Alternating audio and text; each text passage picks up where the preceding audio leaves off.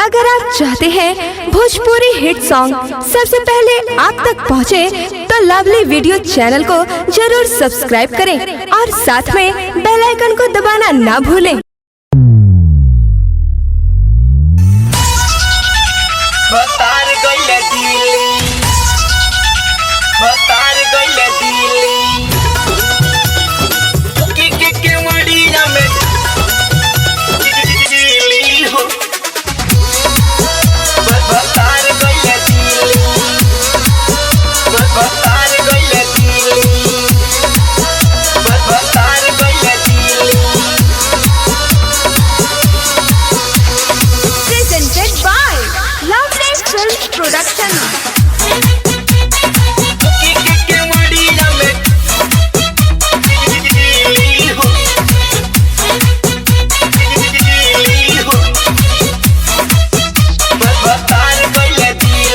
ठोकी के केवड़िया में कीली हो मोर भतार गइले दिल्ली। ठोकी के केवड़िया में कीली हो मोर भतार गइले दिल्ली। भतार गइले दिल्ली हो भतार गइले दिल्ली। भतार गइले दिल्ली हो भतार गइले दिल्ली। सेज के स्वाद कैसे मिली हो मोर भतार गइले दिल्ली।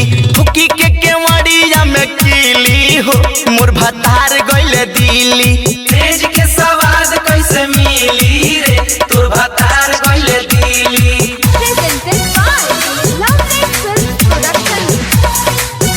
भतार गइले दिल्ली।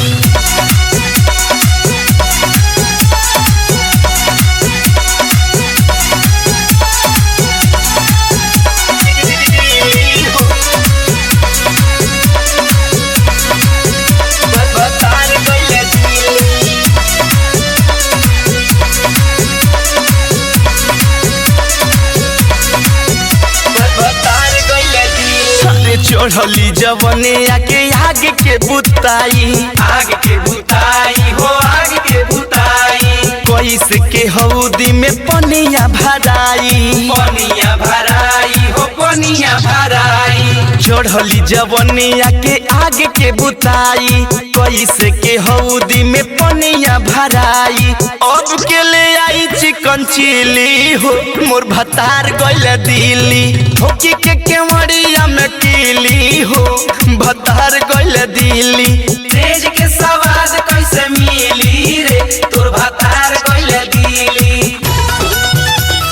ठोकी के केवड़िया में कीली हो भतार गइले दिल्ली। भतार गइले दिल्ली। भतार गइले Delhi. Presented by Lovely Films Production. ठोकी के केवड़िया में कीली हो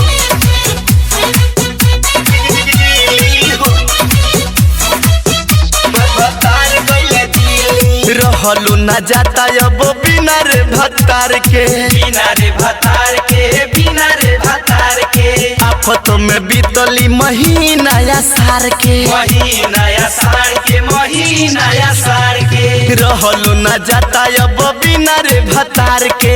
आफत में बीतल है महीना या सार के। सावन औरी भादो कैसे झेली रे मोर भतार गइले दिल्ली। ठोकी के केवड़िया में कीली हो मोर भतार गइले दिल्ली। सेज के स्वाद कैसे मिली रे तोर भतार गइले Delhi. Presented by Lovely Films Production. भतार गइले दिल्ली।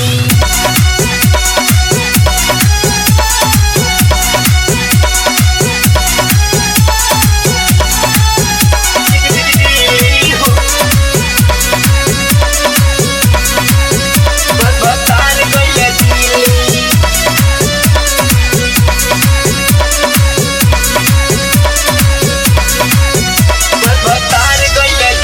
हर दिल कस दिनेश के तू जल्दी बोला दो। जल्दी बोला दो जल्दी बोला दो। कही धामू बाबू से फोनमो करा दो। फोनौ करा दो फोनौ करा दो। दिल लिखस दिनेश के तू जल्दी बोला दो, कही धामू बाबू से फोनमो करा दो।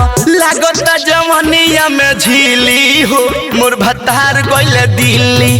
ठोकी के केवड़िया में कीली हो, मोर भतार गइले दिल्ली। सेज के सवाद कैसे मिली रे, तोर भतार गइले Delhi. Lovely digital recording studio, Kalibagh, Bettiah.